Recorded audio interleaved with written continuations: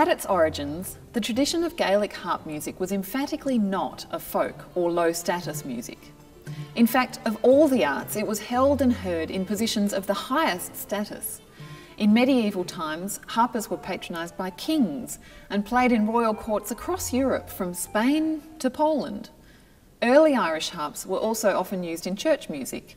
In the 17th century, they were retained in Gaelic and anglicised great houses, though by the late 18th century they had slipped a little down the social ladder.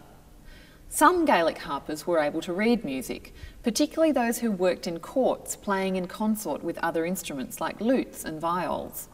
But apart from that, harpers playing Gaelic music would have had little need to learn to read music. It was available much more easily and more completely in oral form from other harpers, or in fact from any instrument. The tradition of improvisation also kept the music alive and constantly changing. There seem to have been two different ways that the Gaelic harp was used to accompany the voice. Either one person would sing and accompany themselves on the harp, or two people would perform together, one singing while the other played. There is evidence of massed gatherings of harpers, but what's not clear is whether they all played together at once, or if they took turns to play. So what kind of harp did Carolan play? Certainly it wasn't the modern orchestral pedal harp, but neither was it the modern neo-Irish harp or lever harp. The type of harp Carolan played is nowadays referred to as the early Irish harp. It's also sometimes called the wire-strung harp, the Gaelic harp, or the early clarshock. The sound box was usually carved from a single log, traditionally willow, and the strings were made from brass wire, silver, and on some occasions even gold. This is one of the principal points of difference with either the modern concert harp or the neo-Irish harp, which are both mostly strung with gut strings.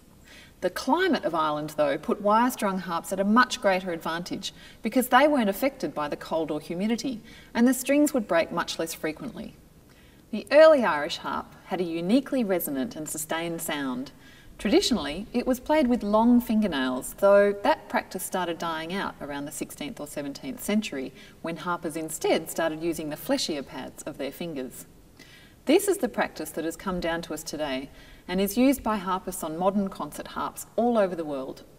We'll have to wait and see whether Andrew Lawrence King will be using his fingernails or the tips of his fingers to play on his replica of an early Irish harp in these performances. The unique sustained resonance of the early wire-strung harps requires a complex and difficult technique of plucking and then dampening the resonating strings with the fingertips to stop them from sounding.